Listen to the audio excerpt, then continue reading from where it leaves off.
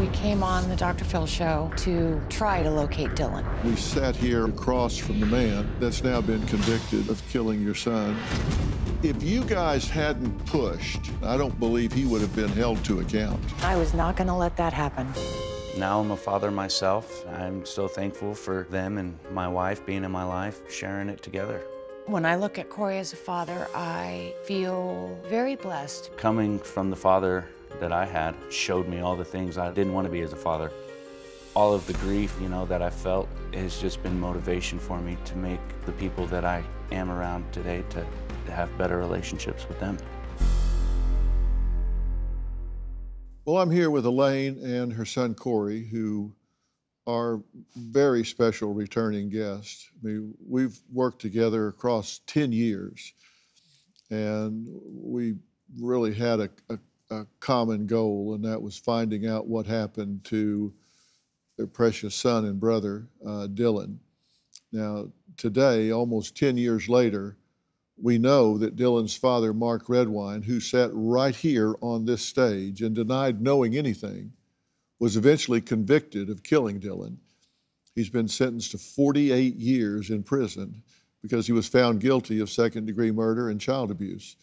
And it's kind of surreal to think about the fact that we sat here on this stage across from the man that's now been convicted of killing your son and your brother.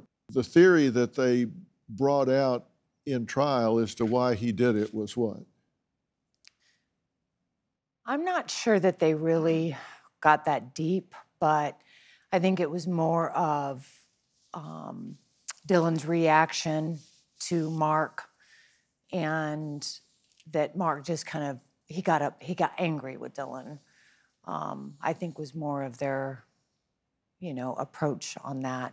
But it was hard to say because, there was, very few of Dylan's remains were actually found. We tried to talk to the public defender, and he didn't return phone calls, didn't want to talk about this. He did make a statement, publicly back in October 8th of 2021. He said, "Mr. Redwine loved Dylan with all his heart. The depth of grief Dylan's loved ones have experienced may never leave a high watermark.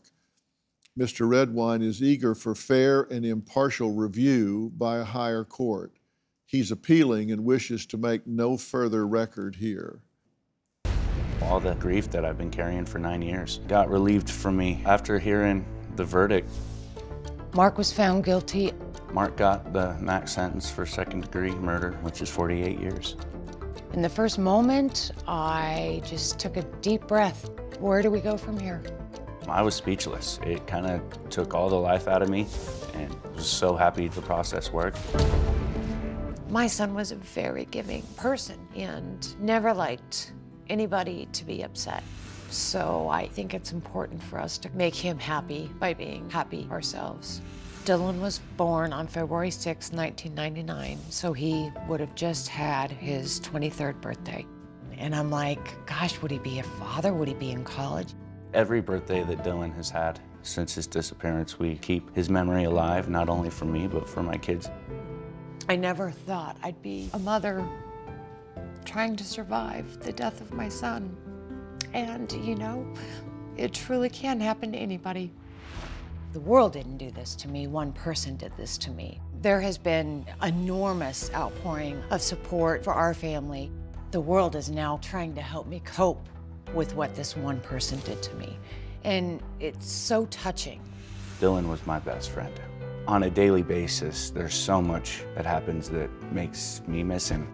I think it's really important to hold on to those that you love tightly because you never know when one of you may not be here.